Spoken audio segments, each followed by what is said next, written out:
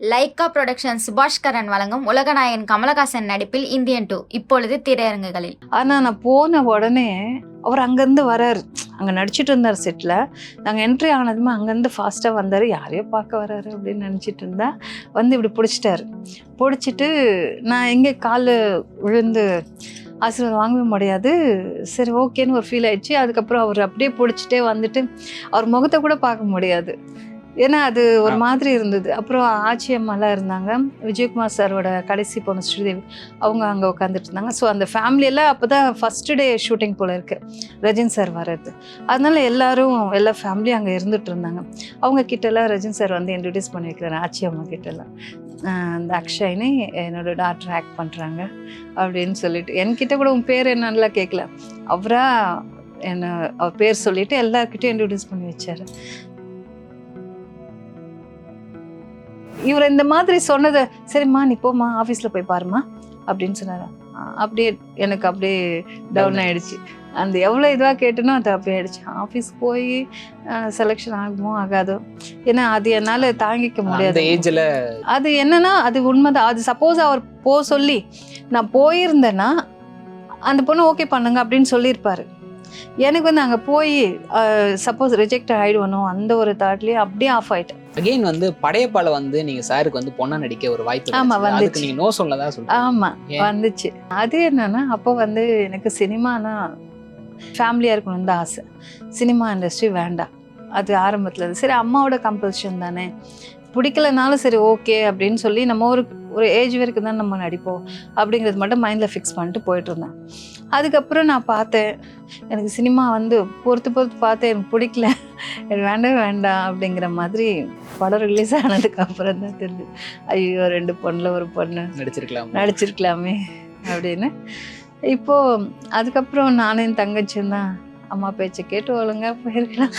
கல்யாணம். வணக்கம் மேம். வணக்கம். எப்படி இருக்கீங்க? நல்லா இருக்கு. ஃபர்ஸ்ட் அண்ணாமலை மெமரிஸ்ல இருந்து ஆரம்பிச்சிடலாம் மேம். ஓகே. ஸோ 30 வருஷம் கழிச்சு அண்ணாமலை படம் வந்து தியேட்டர்ல வந்து ரீரிலீஸ் ஆகுது. ஸோ அதோட எக்ஸ்பீரியன்ஸ் பார்த்தீங்களா? பார்த்தேன், தியேட்டரில் போய் பார்த்தேன். அதுக்கு முன்னாடி வந்து இந்த படம் ரீரிலீஸ் ஆகணும்னு நான் நினச்சிட்டு இருந்தேன், மனசுக்குள்ளே நினச்சிட்டு இருந்தேன். என்னென்னா நல்ல படங்கள்லாம் இல்லை இப்போது சினிமா வந்து ஒரு நல்ல படங்கள்லாம் தியேட்டருக்கு வரல. ஸோ ஒரு 20 இயர்ஸ்க்கு முன்னாடியே நான் நினச்சிட்டு இருந்தேன் அண்ணாமலை ரீரிலீஸ் ஆனால் நல்லாயிருக்கும், அது வந்து ஒரு தியேட்டரில் போய் பார்க்க வேண்டிய படம், ஸோ நல்லாயிருக்கும் அப்படின்னு நினச்சிட்டு இருந்தேன். அது நான் இப்போது ரீசெண்டாக ஹைதராபாத்தில் ஷூட்டிங் போயிருந்தப்போ என் பையன் சொன்னான், அம்மா அண்ணாமலை படம் ரிலீஸ் ஆகிருக்கு, அதுக்கு முன்னாடி வந்து 3 படம்லாம் ரிலீஸ் ஆச்சு, இப்போ அண்ணாமலை படம் ரிலீஸ் ஆகிருக்கு அப்படின்னு சொன்னான். சரிடா எவ்வளோ நாள் போட்டிருப்பாங்க என்ன ஏது அப்படின்னு நான் கேட்டேன். 26th வரைக்கும் நீங்கள் வாங்க அப்படின்னு சொன்னால் 1 வீக் தான் போட்டுட்ருக்காங்க. ஸோ இப்போ நல்ல க்ரௌட் போயின்னு இருக்கு, நீங்கள் வந்துடுங்க அப்படின்னு. சரின்னு சொல்லிட்டு என் ப்ரொடியூசர் அவங்ககிட்ட கேட்டு, சார் இந்த மாதிரி அண்ணாமலை படம் ரிலீஸ் ஆயிருக்கா, ஸோ தேட்டரில் பார்த்தாக்கணும் சார். அவங்க அதாவது 27th வரைக்கும் ஷூட்டிங் இருக்குன்னு சொன்னாங்க. என்ன அதுக்கு முன்னாடி அனுப்பிச்சிருங்க, தேட்டர்லேருந்து எடுத்துட்டாங்கன்னா அப்புறம் பார்க்க முடியாது அப்படின்னு சொல்லிட்டு சரி ஓகே நான் முன்னாடியே என்ன அனுப்பிச்சிட்டாங்க. நான் வந்தேன். எங்கள் ஃபேமிலியோடு நாங்கள் கமலா தேட்டருக்கு போயிருந்தோம். போனப்போ பார்த்தா ஸோ அந்த கமலா தேட்டரில் வந்து என்னென்னா முன்னாடி நாங்கள் அந்த படம் பார்க்கும்போது நான் ஃபோன் பண்ணி சொல்லி இந்த மாதிரி அண்ணாமலை மூவியில் நான் நடிச்சிருக்கேன் அப்படின்னு சொல்லி ஏவிஎம் ராஜேஸ்வரில் நாங்கள் ஃபோன் பண்ணி கேட்டதும் அவங்க பால்கனி டிக்கெட்டு ஓகே பண்ணி அவங்க அனுப்பிச்சிட்டாங்க. நாங்கள் ஃபேமிலியோடு போய் பார்த்தோம். அதே ஃபீல் இருந்துச்சு. அந்த தேட்டரில் பயங்கர க்ரௌடு, அப்புறம் நிறைய முன்னாடி இருந்த அந்த மெமரிஸ் அப்படியே இருந்துச்சு. அதெல்லாம் பார்த்துட்டு அதெல்லாம் வீடியோ எடுத்திருந்தேன். அதுக்கப்புறம் தியேட்டருக்குள்ளே போனதுக்கப்புறம் ஃபுல்லு க்ரௌடு, தியேட்டர் ஃபுல்லாகிடுச்சு. எல்லாம் ஃபேமிலியோட குட்டீஸ்லேருந்து அம்மா உங்களை மாதிரி பிள்ளைங்க நிறைய பேர் அப்படியே எல்லாருமே வந்துட்டு அவ்வளோ என்ஜாய் பண்ணி பார்த்தாங்க. ஸோ ஒரு படம் பார்க்குறோன்னா தியேட்டரில் வந்துட்டு ஒரு ஹைப் இருக்கும், சூப்பராக இருக்கும். ஸோ இன்றைக்கி இருக்க படத்தில் இப்போ வர படங்கள்லாம் அந்த மாதிரி இல்லை. ஸோ அந்த படம் பார்க்கும்போது நான் ஒரு ஆடியன்ஸாக பார்த்தேன், நான் நடிச்சிருக்கேங்கிறது இல்லை, நான் ஒரு ஆடியன்ஸாக பார்த்தேன். அவ்வளோ ஹாப்பியாக இருந்துச்சு எனக்கு.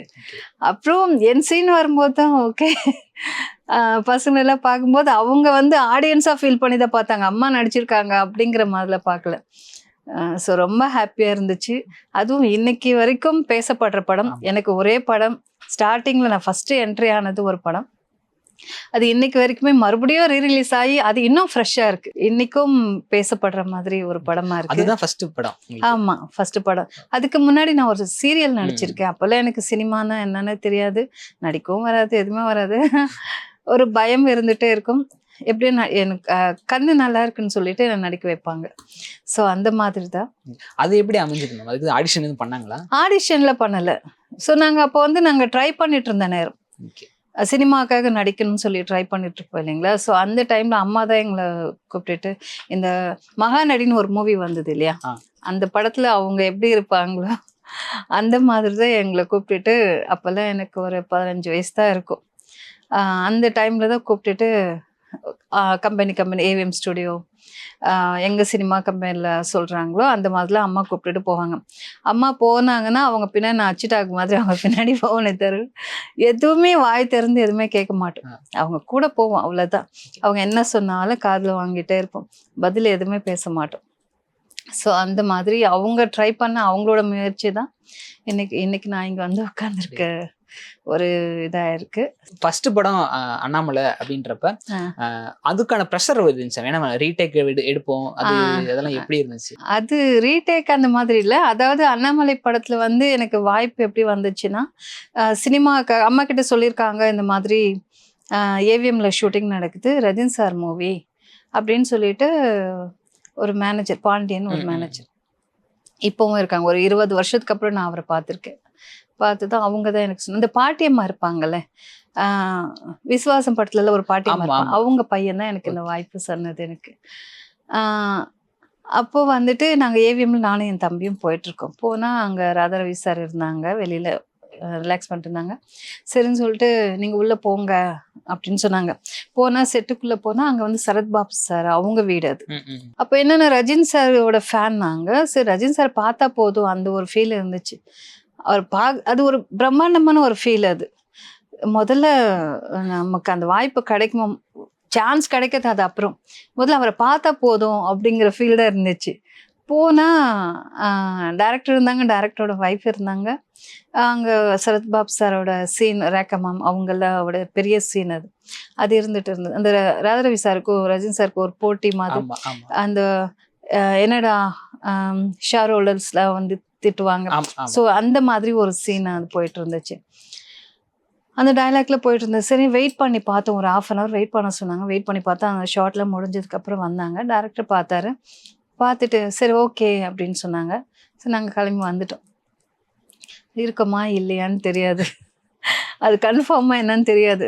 சரி என்னமோ ஷூட்டிங் பார்த்தோம், ஒரு ஒரு ஹாப்பி ஃபீல் தான் இருந்துச்சு. ஒரு மீட்டப் மாதிரி இருந்துச்சு. ஆமா, ஒரு ஹாப்பி ஃபீல் தான் இருந்துச்சு. ரஜினி சார் பார்க்கலையே, சப்போஸ் நம்ம இல்லைன்னா, ஸோ என்னை விட வேற யாருன்னா கிடைச்சிட்டாங்கன்னா பார்க்கவே முடியாதுல்ல. எவ்வளோ தூரம் வந்து ரஜினி சார் படத்துக்காக வந்து ரஜினி சார் பார்க்க முடியாம போச்சு. அந்த ஒரு டிசப்பாயிண்ட் ஒரு ஃபீல் இருந்தது. இருந்தாலும் ஒரு ஹாப்பி ஃபீலும் இருந்தது ஒரு ஷூட்டிங்க்கு வந்து. ஏன்னா ட்ரை பண்ணிட்டு இருக்க நேரம் அது. ஸோ ஷூட்டிங் ஸ்பாட்டுக்கு வந்து ஒரு பிரம்மாண்டமான ஒரு செட்டுக்கு வந்து பார்த்தது வந்து அது ஒரு கொடுப்பினு நினச்சிட்டு சரி ஓகேன்னு ஹாப்பியாக போயிட்டோம். நாங்கள் போயிட்டு அப்படியே வெயிட் பண்ணிகிட்டே இருந்தோம். ஒரு ஒன் வீக் ஆச்சு, 10 days ஆச்சு. ஸோ ஏன்னா ரஜினி சார் ஒரு வாட்டி பார்க்கணுமா எங்களை. ஸோ அதனால அவங்க வெயிட் பண்ணிகிட்டே இருந்தாங்க. ஷூட்டிங் எப்போன்னு சொல்லலை, அந்த மாதிரி இருந்தது. அதுக்கப்புறம் எனக்கு ஒரு கனவாக வந்துருச்சு. நான் வந்து ரஜினி சார் பார்த்த மாதிரியோ ஷூட்டிங் கன்ஃபார்ம் ஆகி நடிச்சிட்டா மாதிரியோலாம் கனவு கண்டேன். அதாவது முழிச்சு பார்த்தா அது பகல் கனவு. ஐயோ பகல் கனவு காண்றது பழிக்குமா இல்லையோ அப்படிங்கிறது இருந்துச்சு. சரி ஓகே, ஹாப்பியாக இருந்தது, அந்த ஃபீல் ஹாப்பியாக இருந்தது. கனவுலையும் கூட நம்ம நடிச்சிட்டோம்ல, கனவுல கூட நடிச்சிட்டோம்ல, சரி போதும் அப்படிங்கிற ஃபீல் தான் இருந்துச்சு. அதுக்கப்புறம் கன்ஃபார்ம் அப்படின்னு சொல்லிட்டு ரஜினி சார் பார்க்கணுன்னு அவசியம் இல்லை, நீங்கள் கன்ஃபார்ம் தான், நேராக ஷூட்டிங் ஸ்பாட்டுக்கு வாங்கன்னு சொல்லி விஜயா வாகினி ஸ்டுடியோ அங்கே வர வச்சாங்க. வர வச்சு மேக்கப் ரூம் இருந்தது, எனக்கு மேக்கப் போட்டாங்க. 2 ட்ரெஸ் அங்கே இருந்துச்சு, பிளாக்கு ஒரு ப்ளூ கலர் ட்ரெஸ் இருந்துச்சு. அப்புறம் மேக்கப் போட வச்சாங்க. மேக்கப் போட்டுட்டு எல்லாமே வந்து டக்கு டக்குன்னு நடக்கல. ஸ்லோலி. ஸோ எனக்கு வந்து ஒரு ஹை ஸ்பீடில் தான் நடந்த மாதிரி ஒரு ஃபீல் இருந்துச்சு. அதுக்கப்புறம் ட்ரெஸ் கன்ஃபார்ம் பண்ணாங்க. அதுக்கப்புறம் ஒரு 1 ஹவர் 2 ஹவர்ஸ் கழிச்சு பிரேக் முன்னாடி தான், ஸோ லஞ்ச் பிரேக் முன்னாடி தான் ஒரு 11 அந்த மாதிரி இருக்கும். காலையில் செட்டுக்கு வந்து நாங்கள் ஒரு 7 மணிக்கு கூப்பிட்டு போயிருப்பாங்க. ஸோ எல்லாம் ரெடி பண்ணி நான் செட்டுக்குள்ளே போகிறதுக்கு ஒரு 10:30 11 இருக்கும். அப்போ நான் அங்கே போயிருந்தேன். போனதுமே ரஜினி சார், ஸோ அப்போ என்ன ஆயிடுச்சுன்னா அவங்க பார்த்து தான் என்னை கன்ஃபார்ம் பண்ணணும்னு ஒரு விஷயம் இருந்தது இல்லையா, அது இல்லை. ஸோ மேக்கப் போட்டு ட்ரெஸ் போட்டு நம்ம செட்டுக்கே போயாச்சு. ஸோ அந்த ஒரு கட்டத்தை நம்ம தாண்டியாச்சு. அவங்க பார்த்து கன்ஃபார்ம் பண்ணி அதுக்கப்புறம் இல்லைங்கிற ஒரு விஷயம் இல்லாமல் ஓகே கன்ஃபார்ம் தாங்கிற மாதிரி போயாச்சு. அப்போ எனக்கு என்ன தோணுச்சுன்னா, ரஜினி சார் பார்த்ததுமே அவர் காலில் விழணும். ஏன்னா அவரோட ஃபேன் நாங்கள். எங்கள் வீட்டில் எல்லாருமே அவரோட ஃபேன் தான். ஸோ அந்த ஒரு இதில் வந்துட்டு எப்படியாவது பார்த்துட்டு அவர்கிட்ட ஆசீர்வாதம் வாங்கணும், அதுக்கப்புறம் நடிக்க போயிடலாம் சப்போஸ் அந்த மாதிரி நினச்சிட்டு இருந்தேன். ஆனால் நான் போன உடனே அவர் அங்கேருந்து வராரு. அங்கே நடிச்சிட்டு இருந்தார் செட்டில். நாங்கள் என்ட்ரி ஆனதுமே அங்கேருந்து ஃபாஸ்ட்டாக வந்தார். யாரையோ பார்க்க வராரு அப்படின்னு நினச்சிட்டு இருந்தேன். வந்து இப்படி பிடிச்சிட்டாரு. பிடிச்சிட்டு நான் எங்கே காலில் விழுந்து ஆசீர்வாதம் வாங்கவே முடியாது. சரி ஓகேன்னு ஒரு ஃபீல் ஆயிடுச்சு. அதுக்கப்புறம் அவர் அப்படியே பிடிச்சிட்டே வந்துட்டு அவர் முகத்தை கூட பார்க்க முடியாது. ஏன்னா அது ஒரு மாதிரி இருந்தது. அப்புறம் ஆச்சி அம்மாலாம் இருந்தாங்க. விஜயகுமார் சாரோட கடைசி பொண்ணு ஸ்ரீதேவி அவங்க அங்கே உட்காந்துட்டு இருந்தாங்க. ஸோ அந்த ஃபேமிலியெல்லாம் அப்போ தான் ஃபஸ்ட்டு டே ஷூட்டிங் போல் இருக்குது ரஜினி சார் வர்றது. அதனால எல்லா ஃபேமிலியும் அங்கே இருந்துட்டு இருந்தாங்க. அவங்க கிட்டலாம் ரஜினி சார் வந்து இன்ட்ரடியூஸ் பண்ணி வைக்கிறாரு ஆச்சி அம்மா கிட்டலாம். அந்த அக்ஷய்னி என்னோட டாக்டர் ஆக்ட் பண்ணுறாங்க அப்படின்னு சொல்லிட்டு, என்கிட்ட கூட உன் பேர் என்னன்னுலாம் கேட்கல. அவர் பேர் சொல்லிட்டு எல்லாருக்கிட்டையும் இன்ட்ரடியூஸ் பண்ணி வச்சாரு. என்னடா இது இவ்வளோ பெரிய மனுஷன், இது வந்து ஸோ இதுக்கப்புறமா நடக்க போகிறது கிடையாது. யாருமே எந்த ஆர்டிஸ்டும் அந்த மாதிரி கிடையாது. இதுக்கு முன்னாடியும் எனக்கு நடக்கல. ஸோ ஃபஸ்ட் டைம் எனக்கு அப்படி ஒரு வரவேற்பு கிடைச்சிது. அதுக்கப்புறம் அந்த மாதிரி கேரக்டரில் பார்த்தீங்கன்னா இவர் பிரபு சார் நல்ல பாண்டிங்காக ஒரு ஃபேமிலி லெவலில் அதாவது விசாரிப்பார். அம்மா எப்படி இருக்காங்க, தம்பி எப்படி இருக்காங்க, அந்த மாதிரி ஃபேமிலியை பற்றிலாம் விசாரிப்பார். ஃபர்ஸ்ட் டைம் வந்து ரஜினி சார் கூட ஸ்க்ரீன் ஷேர் பண்ணி நடிக்கிறப்ப ஏதாச்சும் ஒரு ரீடேக் வாங்கி அவர் ஏதாச்சும் ஒரு அட்வைஸ் தான் கொடுத்தாரா? இல்லை அதுதான் ரீடேக்குங்கிறதே கிடையாது. ஏன்னா எனக்கு அந்த ஒரு பயம் இருக்கும். ஃபஸ்ட்டு ரஜினி சார் பெரியவங்க, அவங்க முன்னாடி நம்ம நடிக்கிறோம் அப்படின்னும் போது ஃபர்தராக வந்து ஒரு முன்னாடி சீன் சொல்லிட்டு இப்போ என்ன அடிப்பார் ஒரு சீனில், அந்த காஃபி சாப்பிட்றேம்மா அப்படிலாம் கூப்பிட்டுட்டு உட்கார வச்சு அது நடக்கும். பட் என்னன்னா லைவா நம்ம ஃபேமிலியில என்ன நடக்குமோ அதுதான், அந்த மாதிரி தான் ஃபீல் ஆச்சு. அந்த பைக்ல போகும்போது ஸோ அந்த ஒரு லவ் மேட்ரு அப்படிங்கிற மாதிரி தான் சிலது நடந்தது. அவங்க ஓரளவு சொன்னது தான் எனக்கு என்ன லைவா இருந்த மாதிரி தான் ஒரு ஃபீல் வந்தது. அப்போ அவர் போறாரு, அவர் பின்னாடி நான் போய் ஆகணும். கையில புக் ஏதோ வச்சுட்டு இருந்தேன். அவர் போவார், நான் அவர் பின்னாடி போகணும். உட்காருமா அப்படின்னு சொல்லுவார். ஸோ நான் உட்கார்ந்தேன். அவர் பேச ஆரம்பிச்சிருவார். அப்போது இது பண்ணும்போது அதுக்கப்புறம் அவங்க சொல்லி நீங்கள் 1000 காரணம் சொன்னாலும் நான் அவரை தான் கல்யாணம் பண்ணிப்பேன் அப்படிங்கிற ஒரு டைலாக் வரும். அப்போது அவர் அடிச்சிட்டாருன்னா அந்த ஸ்ட்ரகிளிங் தான் இருக்கும். இங்கே இப்படி கழுத்துக்கிட்ட இப்படி பிடிச்சிட்டு அந்த ஸ்ட்ரகிளிங் இருக்கும். ஸோ அதெல்லாம் வந்து ஒரு டேக் தான் போச்சு. ஒன் மோர் அந்த மாதிரிலாம் கிடையாது, ஒரு டேக் தான் போச்சு. அதுக்கப்புறம் அவங்கெல்லாம் வந்துட்டு சரி அப்பாவை எதிர்த்து பேசுகிறேன், நீ அவ்வளோ பெரிய ஆள் ஆயிட்டேன்னு சொல்லிட்டு இவங்க குஷ்பு மேம் சொல்லி அனுப்புவாங்க, நான் போயிடுவேன். அது ஸோ அது ஒன் மோர் டேக்லாம் இல்லை. அதே மாதிரி எந்த சீனுமே ஸோ அந்த ஒரு விஷயத்தில் ரொம்ப அதாவது ஒன் மோர் டேக் போயிடக்கூடாதுங்கிறதுல ரொம்ப தெளிவாக இருந்து நான். அது சுரேஷ் கிருஷ்ணா சார் வந்து சொல்லியிருக்காரு, நீங்க வந்து இந்த மாதிரியா சீன் வந்து இப்படி இருக்க போது, நீங்க வந்து இப்படிதான் இருக்கணும் ஆக்ட் பண்ணணும். அவங்க சொல்லி தர மாட்டாங்க, அவங்க வைஃப் தான் சொல்லி தருவாங்க. மேடம் வந்து அங்க இருப்பாங்க. அப்புறம் உதயசங்கர் சார் அவங்க அசோசியேட்டா ஒர்க் பண்ணியிருந்தாங்க. ஹரி சார்ல இருப்பாங்க, இப்போ இருக்காங்க ஹரி சார், அவங்கெல்லாம் இருந்தாங்க, ஒர்க் பண்ணிட்டு இருந்தாங்க. அப்போ Udayashankar sir, Suresh Krishna sir wife இருப்பாங்க மேடம், அவங்க 2 பேர் தான் எனக்கு சொல்லி தருவாங்க. அண்ட் உங்க படத்துல இருந்து தான், அந்த அண்ணாமலை படத்துல இருந்து தான் ரஜினி சாருக்கு இந்த சூப்பர் ஸ்டார்ன்ற அந்த டைட்டில் இப்போ வரைக்கும் அது போயிடுது. சோ ஒவ்வொரு படத்து இப்ப இருக்கக்கூடிய ரஜினி சார் படங்களுக்கு நீங்க தியேட்டர்ல போறப்ப அது அந்த டைட்டில் மெமரிஸ் நம்ம படத்துல இருந்தானே, நம்ம நடிச்ச ஃபர்ஸ்ட் படத்துல இருந்தானே ரஜினி சாருக்கு இந்த டைட்டில் போட ஆரம்பிச்சாங்க அப்படிங்கிறது இப்ப பாக்குற ஒவ்வொரு படத்துலயும் அது என்னோட ஒரு பெரிய இதாக தான் நான் ஃபீல் பண்ணுறேன். அண்ணாமலை ஷூட்டிங் ஸ்பாட்டில் நீங்கள் ரஜினி சார்ட்ட அடுத்து ஏதாச்சும் ஒரு படங்களுக்கு வாய்ப்பு கேட்டதாகவும், ஆனா நீங்க அவர் வந்து ஆபீஸ்க்கு வாங்கன்னு சொன்னீங்க, நீங்க போகல இல்ல ஆபீஸ்க்கு வாங்கன்னு சொல்லல. அதாவது அந்த கார் சீன் ஒண்ணு வரும். ஓகே. அப்போ அவர் தனியா இருக்காரு, நம்ம பேசுவோம். எப்பவுமே வந்து நாங்க ஷூட்டிங் ஸ்பாட்ல இருக்கும்போது நாங்க அங்க நானும் என் தம்பி அங்க உட்காந்துட்டு இருப்போம், அவர் இங்க உட்காந்துட்டு இருப்பாரு. ஸோ அந்த செட்டில் தான் இருப்போம். அன்னைக்கு எனக்கு ஷூட்டிங் இருந்தாலும் இல்லைனாலும் நாங்கள் வர வேண்டியது வந்தாகணும், ரெடி ஆகிட்டு உட்காந்துட்டு இருப்போம். சார் இங்கே உட்காந்துட்டு இருப்பாரு. சரி, எப்போவுமே அவரை டிஸ்டர்ப் பண்ணக்கூடாது அந்த ஃபீல் இருக்கும். அவர் பக்கத்தில் இருக்காருன்னு சொல்லிட்டு சும்மா போய் என்னன்னு பேசிட்டு இருக்கிறதோ எதுவுமே கிடையாது. நாங்கள் பாட்டு சைலண்டாக இருப்போம். அவர் ஷார்ட் வந்தால் போய் நடிச்சிட்டு இருப்பாரு. ஜனகராஜ் சாரோட காம்பினேஷன் வந்துன்னா அவரை தெலுங்குல பேச சொல்லி இவர் சிரிச்சிட்டு இருப்பாரு. ஸோ ஒரு குழந்தை மாதிரி தான் இருப்பாரு எப்பவுமே. ஒரு காமெடி ஏதாவது பேச சொல்லிட்டு தெலுங்குல மாట్లాடுன்னு சொல்லி அவரை தெலுங்குல பேச சொல்லி இவர் சிரிச்சிட்டு இருப்பாரு. ஜனகராஜ் சார் வந்து தெலுங்குல பேச சொல்லிட்டு இவர் அது காமெடி ஏதாவது சொல்லுவாரு, இவர் அதை சிரிச்சிட்டு இருப்பாரு. ஷார்ட்டுக்காக இல்ல, சும்மா டைம் பாஸ்க்காக. அந்த மாதிரி நாங்க உட்காந்துட்டு ரசிச்சுட்டு இருப்போம். அவர் பக்கத்துல பாக்குற பாக்கியம் கிடைச்சிது அப்படின்னு சொல்லிட்டு ரொம்ப சைலண்டா இருப்போம், டிஸ்டர்ப் பண்ண மாட்டோம். ஸோ பக்கத்துல அவர் இருக்காருன்னு சொல்லிட்டு போய் பேசுவோம், அந்த மாதிரி இருக்காது.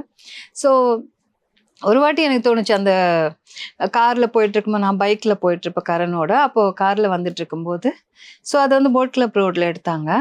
அப்போ தனியாக இருக்காரு, சரி நம்ம பாட்டுக்கு உம்மன்னு உட்காந்துருப்போம், ஏதோ பேசணுங்கிறதுக்காக.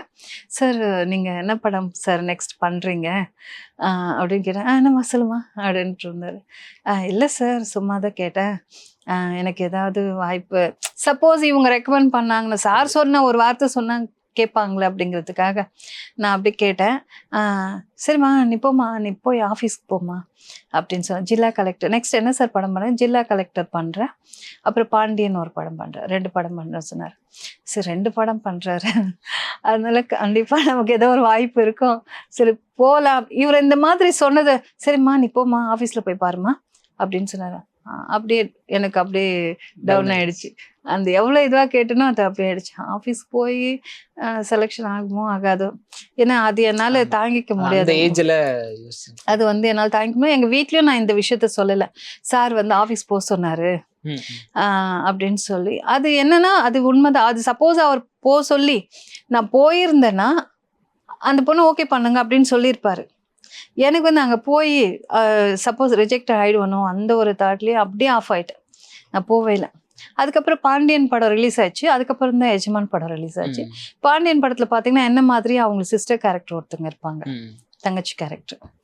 ஸோ ஒருவேளை நம்மளுக்கு இந்த சான்ஸ் வந்திருக்கும், நம்ம மிஸ் பண்ணிட்டோம் அப்படிங்கிற ஃபீல் இருந்துச்சு.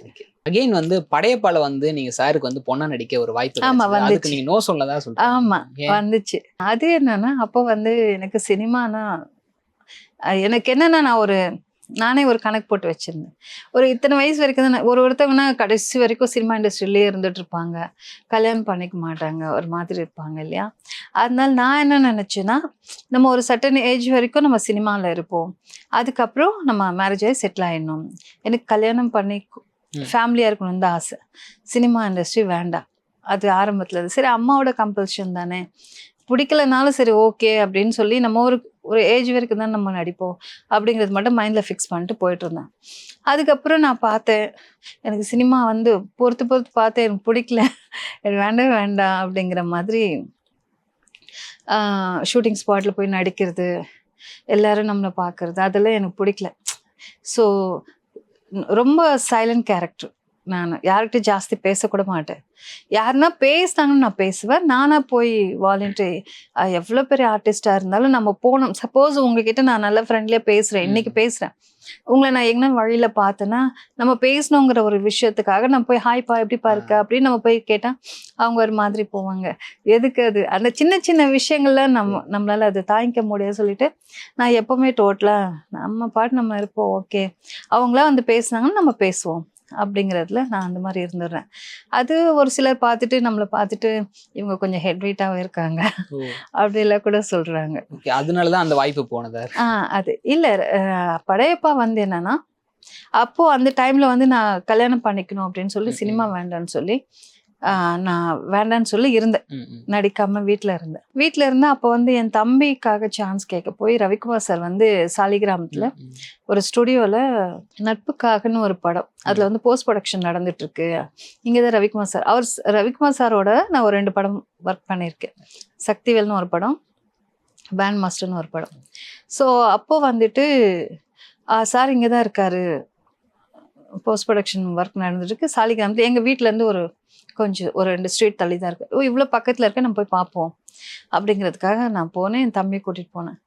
அவர் போய் பார்க்கறதுக்காக போகணும். அப்போ இவனை பார்த்து, சார் இவனுக்கு ஏதாவது சான்ஸ் கொடுங்க சார் அப்படின்னு சொல்லிட்டு, சரிம்மா அப்படின்னு சொன்னார். ஏன் நீ நடிக்க மாட்டியா அப்படி, இல்லை சார் வேண்டாம் சார் அப்படின்னு சொல்லிட்டு வந்துட்டேன். வேணான்னு சார்னு சொல்லிட்டு வந்துட்டேன். அதுக்கப்புறம் வந்ததுமே அப்போல்லாம் வந்து செல்ஃபோன்லாம் கிடையாது, லேண்ட்லைன் ஃபோன் தான் இருக்கும் வீட்டில். அப்போ ஃபோன் வந்தது. ஃபோன் எடுத்தால் நம்ம சந்திரபாண்டியன்னு ஒருத்தர் பேனர்லாம் வரைவாங்க, அவங்க சாலிகிராமத்தில் தான் இருக்காங்க. அவங்க வந்துட்டு ஃபோன் பண்ணாங்க, இந்த மாதிரிம்மா நீங்கள் ரஞ்சித் சாரோட படத்தில் நடிக்கிறீங்களா, சாரோட டைரக்ஷனு, அதுலேயே வந்து 2 பொண்ணுங்க, அதில் ஒரு பொண்ணை நீங்கள் நடிக்கிறீங்க. ஐயோ நான் நடிக்க மாட்டேன்னு சொல்லிட்டு வந்து, ஐயோ நான் வரமாட்டேன், நான் பண்ணல. ஸோ அந்த மாதிரி இது பண்ணேன். ஏன்னா மறுபடியும் நடித்தா அது பெரிய படம் தான், நடித்தா மறுபடியும் நம்ம இண்டஸ்ட்ரியிலே தான் இருக்க முடியும், இன்னொரு லைஃப் ஆகிடும், நம்ம வெளியில் வர முடியாது. அந்த ஒரு இதை மட்டும் மைண்டில் வச்சுட்டு நான் வரல அப்படின்னு ரொம்ப இதுவாக சொல்லிட்டு, நான் வரல, வேண்டாம். அதுக்கப்புறம் கொஞ்ச நாள் கழிச்சு படம் ரிலீஸ் ஆனதுக்கப்புறம் தான் தெரிஞ்சது, ஐயோ 2 பொண்ணுல ஒரு பொண்ணு நடிச்சிருக்கலாமே அப்படின்னு. இப்போ அதுக்கப்புறம் நானும் என் தங்கச்சியும் தான் அம்மா பேச்சை கேட்டு ஒழுங்கா போயிருக்கலாம், கல்யாணம் அப்படி லைஃப் இதாகிடுச்சு அப்படின்னு சொல்லி. அதுக்கப்புறம் ரஜினி சார் மீட் பண்ணீங்களா? ஏதாச்சும் நிறைய டைம் மீட் பண்ணேன். அது கனடாலேருந்து என் ஃப்ரெண்டு, எங்கள் ஃபேமிலி ஃப்ரெண்டு ஒருத்தவங்க இருக்காங்க, அவங்க வந்து ரஜினி சாரோட ஃபேனு. எப்படியா ரஜினி சார் நான் நடித்ததுனால அவங்க வந்து ரஜினி சாரோட ஃபோட்டோ எடுக்கணும்னு சொன்னாங்க. சரி மேனேஜர் நம்பர்லாம் கேட்டு, பிரசாத் ஸ்டூடியோ அது நம்ம வீட்டு பக்கத்தில் இருந்ததுனால அவங்கள போய் பார்த்துட்டு, அப்போ வந்து பாபா ஷூட்டிங் நடந்துச்சு. இப்போ ஃபைட்டு நடந்துட்டு இருந்தது. அப்போ வந்துட்டு உள்ளே போய் இந்த மாதிரி நின்றுட்டு இருந்தோம். இந்த மாதிரி செட்டில் அங்கே சீன் நடந்துட்டு இருந்தது, ஸ்டேஜ் போட்டுட்டு. அப்போ வந்துட்டு சரி அங்கேயும் சைலண்ட்டாக நின்றுருந்தோம். அந்த ஃபைட் சீன் முடிஞ்சதுக்காக 1 டேக் 2 டேக்குன்னு ஒரு 10 டேக் போயிட்டே இருந்துச்சு. எப்போ கூப்பிடுவாங்களே இல்லையோ அப்படின்னு வெயிட் பண்ணிகிட்டே இருந்தோம். அதுக்கப்புறம் அவர் அங்கேருந்து பார்த்தார். அவர் பார்க்குறாருன்னு சொல்லிட்டு இருந்தோம் நாங்கள். அதுக்கப்புறம் கொஞ்சம் ரிலீஃப் ஆகிட்டு அப்புறம் அவங்க கூப்பிட்டாங்க, ஸ்டேஜுக்கு கூப்பிட்டாங்க. ஏன்னா ஃபைட் முடியாமல் அவங்க வெளில வர முடியாது சொல்லி ஸ்டேஜுக்கு கூப்பிட்டாங்க. வாங்க அவங்க கூப்பிட்றாங்கன்னு சொல்லிட்டேன். ஏன்னா அதுக்கு முன்னாடி ஸ்டன் மாஸ்டரோட பையனும் வந்து ஃபோட்டோ எடுக்க, சின்ன பையன், அவனும் ஃபோட்டோ எடுக்கிறதுக்காக இருந்தான். அந்த டைமில் தான் எங்களை கூப்பிட்டாங்க. சார் இந்த மாதிரி கனடாலேருந்து வந்திருக்காங்க, உங்களோட ஃபோட்டோ எடுக்கணும்னு சொன்னது. சரி ஓகே உங்கள் கேமராவில் எடுத்துக்கோங்க, ஏன்னா அவங்க கிட்டேருந்து வராது அப்படின்னு சொன்னார். அதுக்கப்புறம் பார்த்துட்டு ரெகக்னைஸ் பண்ணவே முடியல. 10 years ஆயிடுச்சு, அந்த கேப் ஆயிடுச்சு. அதுக்கப்புறம் சரி ஓகே அப்படிங்கிற மாதிரி ஆயிடுச்சு. தெரியலையா நீங்க யாருன்னு? நான் யாருன்னு தெரியல, அது யோசிச்சிருக்காரு. 10 வருஷத்துக்கு அப்புறம் பாக்குறேன், அதை ரெகக்னைஸ் பண்ண முடியல அப்படிங்கறத சொன்னாரு. அது சொல்லிட்டீங்க. ஆமா அது சொல்லிட்டு அதுக்கப்புறம் மறுபடியும் வந்து இப்போ நான் ரீஎன்ட்ரி ஆனேன் 2014 இருந்து. அப்போ ரவிக்குமார் சார் வந்து ரஜினி சார் வச்சு படம் பண்ணுறாங்க அப்படின்னு கேள்விப்பட்டேன். லிங்கா படம் ஷூட்டிங் நடந்தது. அப்போ வந்து நம்ம ரவிக்குமார் சார் இருக்காங்க, ரஜினி சார் இருக்காங்க, போய் பார்க்கலான்னு சொல்லி அவங்க ஷூட்டிங் ஸ்பாட் எங்கே இருக்குன்னு தெரிஞ்சுக்கிட்டு அங்கே மைசூர் போய் பார்த்தா லலித்மா பேலஸ். அங்கே வந்துட்டு வெயிட் பண்ணிட்டு இருந்தோம். அதுக்கப்புறம் பிரேக் டைமில் எல்லா ப்ரொடக்ஷனில் தெரிஞ்சவங்க தான் இருந்தாலும் ரீஎன்ட்ரி, அதுலேருந்து நம்ம வெளியில் வந்துட்டோம், மறுபடியும் உள்ளே போகிறது எவ்வளோ பெரிய கஷ்டம்னு அந்த டைமில் தான் தெரிஞ்சுது. ஸோ சினிமா இண்டஸ்ட்ரி வந்து ஒரு சாதாரண விஷயம் இல்லை, அது ஒரு பெரிய விஷயம், ஒரு பொக்கிஷம். அது கையில் இருந்து நம்ம மிஸ் பண்ணிட்டோம் அப்படிங்கிறது ஃபீல் அந்த டைமில் உணர்ந்தேன். அதுக்கப்புறம் அவங்க வந்து லன்ச் டைம் பிரேக் விட்டுருந்தாங்க. அப்போ வந்து ரவிக்குமார் சார் வெளில வந்தாங்க, ஸோ செட்லேருந்து வெளில வந்தாங்க. வந்ததுமே ஜஸ்ட் என்னை பார்த்தோன்னா நீங்கள் இங்கே இருக்கீங்க அப்படின்னு சொன்னார். சரி வாங்கன்னு சொல்லிட்டு செட்டுக்குள்ளே கூட்டிகிட்டு போயிட்டாங்க. அது செட்டில், அது பேலஸ், அது பேலஸ். அங்கே போனதும் அவங்க ஷார்ட் எடுத்துகிட்டு இருந்தாங்க. நாங்கள் உட்காந்துருந்தோம். ஒரு 4-5 கேமரா இருக்கும், 4-5 கேமரா இருந்தது. நான் சார் பக்கத்தில் சேர் போட்டு உட்காந்துருந்தேன். இவன் எனக்கு பையன் வந்து ரொம்ப சின்ன குழந்தை, பாவம் அவனை வேற கூட்டிகிட்டு போயிட்டு கஷ்டப்படுத்திட்டேன்னு ஒரு ஃபீல் இருந்தது.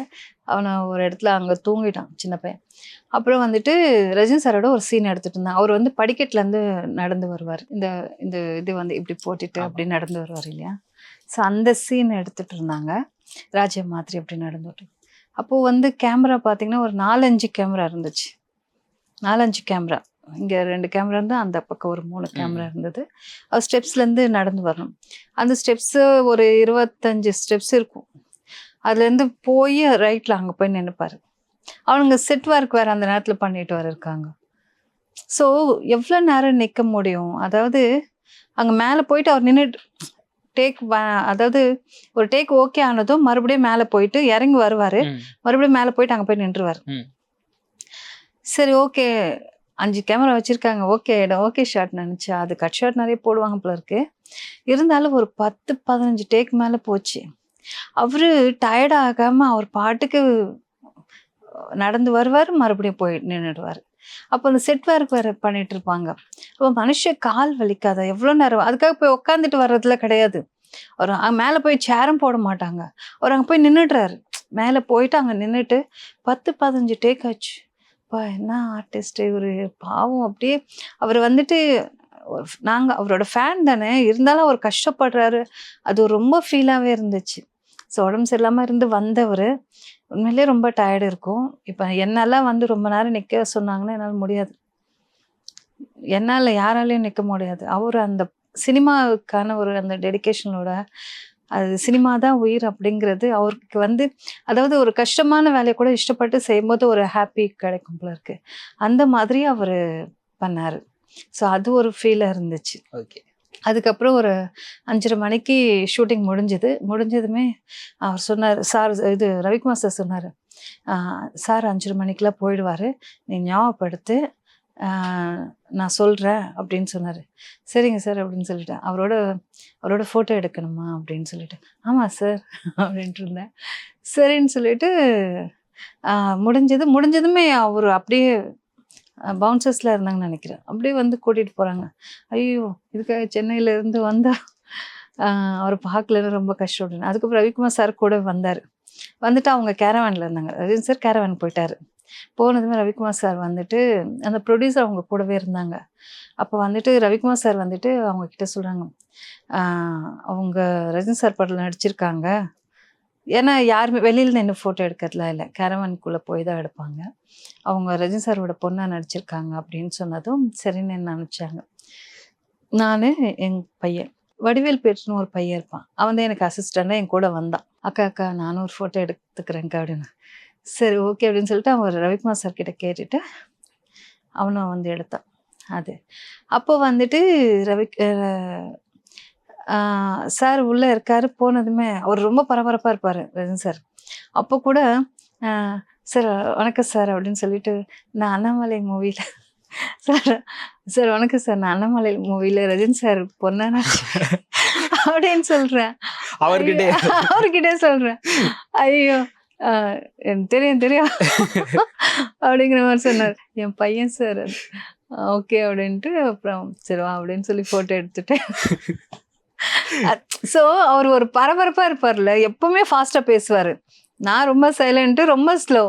இதில் வந்து அவரோட ஸ்பீடுக்கு பேசுறது கேட்ச் பண்ண முடியும். நான் சரி எதோ சொல்லி நான் அதாவது டிஸ்டர்ப் பண்ணக்கூடாது, அந்த ஒரு ஃபீல் இருக்கும் இல்லையா, அதில் ஏதோ சொல்லி அப்புறம் ஃபோட்டோ எடுத்துட்டு. அவர் எதுவும் சொல்லலையா, நான் அண்ணாமலை மூவி நான் ரஜினி சார் நடிச்சேன்? இல்லை, அவர் சொன்னார் அண்ணாமலை மூவி அப்படின்னு அவரும் சொன்னார். ஸோ அட்டன் டைமில் அவரும் சொல்லி நானும் சொல்லி அந்த மாதிரி ஆயிடுச்சு. அப்புறம் நான் யோசிச்சேன், ஐயோ அப்படிங்கிற மாதிரி இருந்தது. அது ஒரு ஹாப்பியாக, அந்த ஒரு மாதிரி சேடாக இருந்தது, ஒரு ஹாப்பியாக ஆயிடுச்சு அந்த இடத்துல. அதுக்கப்புறம் ப்ரொடியூசர் எல்லாம் பேசினாங்க. எனக்கு என்னென்ன ரவிக்குமார் சார் கூட வந்து சொன்னார், அவங்க என் படத்தில் நடிச்சிருக்காங்க, சாரோட பொண்ணா நடிச்சிருக்காங்கப்பா அப்படிங்கிற மாதிரிலாம் சொன்னார். ஸோ அதை வச்சுட்டு அதுக்கப்புறம் ரொம்ப சந்தோஷமாக நாங்கள் சென்னைக்கு வந்தோம். அங்கே பார்த்தேன். ஸோ என்னென்னா, நான் அந்த படத்தில் நடித்தாலும் அண்ணாமலை மூவியில் ஃபுல்லாகவே அவரோட ட்ராவல் பண்ண ஒரு ஃபீல் இருந்தது. ஷூட்டிங் ஸ்பாட்டில், டப்பிங் தேட்டரில் இருந்தோம். அதுக்கப்புறம் வந்துட்டு எனக்கு ஃபஸ்ட்டு டப்பிங் பேச வச்சாங்க, அது அந்த படத்தில் இருந்தான் சொல்லி கொடுத்து பேச வச்சாங்க அது. அதுக்கப்புறம் வந்துட்டு ஸோ ஃபுல்லாகவே அவங்க ஃபேமிலியில் ஒரு வாட்டி வந்தாங்க. அந்த கொண்டையில் தாழம்பூ நெஞ்சில் வாட குஷ்பு சாங், அந்த சாங் வரும்போது இவங்க ரஜினி சாரோட ஃபேமிலின்னா அனிருத் அவங்க ஃபேமிலி, அவங்க அம்மா தங்கச்சி எல்லாருமே அவர் ரஜினி சார் பார்க்கறதுக்காக செட்டுக்கு வந்தாங்க. ஆக்சுவலி அவங்களோட ஃபேமிலி தான் எனக்கு ஃபர்ஸ்ட் வாய்ப்பு கொடுத்தது. அவங்க தான் என்னை நடிக்க வச்சது. ஜெயஸ்ரீ பிக்சர்ஸ் சொல்லிட்டு அனிருத் அவங்க ஃபேமிலி தான். அவங்க தாத்தா பாட்டி இருப்பாங்க, ஆழ்வார்பேட்டில் தான் ஆஃபீஸ். அவங்க தான் என்னை ஃபர்ஸ்ட் என்னை நடிக்க வச்சது. சீரியல் அவங்க அம்மா லக்ஷ்மி அவங்க தான் என்னை நடிக்க வச்சாங்க. அதுக்கப்புறம் எனக்கு இங்கே படத்துல இங்க வாய்ப்பு கிடைச்சது. அண்ணாமலை ஸ்பாட்டுக்கு அனிருத் வந்திருக்காரா சின்ன பிள்ளைய? ஐயோ குழந்தை குட்டி பையன் அவங்க ஆபீஸ்ல நாங்க போகும்போது அவங்க தாத்தா எஸ்வி ரமணன் சாரு, அவர் தான் என்னோட குரு. அவங்க தான் எனக்கு நடிக்க சொல்லி அவங்க டைரக்ஷன் பண்ணி தான் அவங்க டைரக்ஷன் நான் ஃபர்ஸ்ட் நடித்தேன். எனக்கு அந்த ராஜா வேஷம் போட்டுட்டு நான் ராணி ஒரு காவேரியின் கதைன்னு சொல்லிட்டு டிடியில் வந்தது அந்த சீரியல். நான் ரொம்ப சின்ன அப்போனா 14 வயசு தான் இருக்கும். அப்போ அந்த மாதிரி ராஜா வேஷம் அது அந்த ராணி மாதிரி கெட்ட போட்டுட்டு ராஜாவே நான் காப்பாற்று டபுள் ஆக்ஷன் பண்ண வச்சாங்க என்ன. அந்த அவங்களோட 2-3 சீரியலில் நான் நடிச்சிருக்கேன். அப்போ நான் ஆஃபீஸ்க்கு போகும்போதுல அனிருத் வந்து ஆஃபீஸ்க்கு வந்துட்டு பியானோ கீபோர்டு இருக்கு இல்லையா, கீபோர்டு அவங்க தாத்தா சொல்லி கொடுத்துட்டு இருப்பாரு. நான் வந்து உட்காந்து ஆஃபீஸில் உட்காந்து வெயிட் பண்ணிட்டு இருப்பேன். அப்போ பரவாயில்ல, சின்ன வயசுலேயே அவங்க தாத்தா சொல்லித்தராரு. அவன் அனிருத் இவ்வளோ பெரிய ஆளாக வருவேன்னு எனக்கு தெரியாது. ஆனால் அவன் டெடிக்கேஷன்லாம் அவன் கற்றுட்டு இருந்தான். வளர்ந்து வந்து ரஜினி சாரோட படத்துக்கே ஒரு மியூசிக். ஆமா, அதெல்லாம் யாரும் நினைச்சு கூட அவங்க எல்லாம் நினைச்சு பார்த்துருக்க மாட்டாங்க. இன்னைக்கு அந்த அளவுக்கு பெரிய ஆளா வந்திருக்காங்க. அவங்க ஒரு பெரிய ஒரு பயங்கர பாசிட்டிவ் வைப். அவங்க இப்போ ரஜினி சார் கிட்ட ஒரு காந்தம் இருக்கு இல்லையா, ரஜினி சார் வந்தாலே அந்த இடமே ஒரு பவர்ஃபுல்லா ஒரு இதுவாயிடும். அந்த மாதிரி நல்லியம்மா கிட்டயும் அந்த ஒரு பவர் இருக்கு. அது எப்படின்னு அவங்க கிட்ட நான் கேட்கணும்னு நினைச்சிட்டு இருக்கேன்.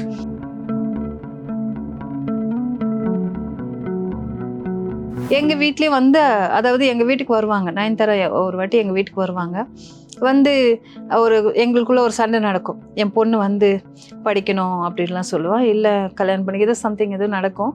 அப்புறம் வந்துட்டு சரி ஏதோ எதிர்த்து பேசிட்டு இருக்கும்போது இவங்க வந்து ஹெல்ப் பண்ணணும், நான் இருக்கேன்ல அப்படிங்கிற மாதிரி இவங்க வந்து பேசுவாங்க.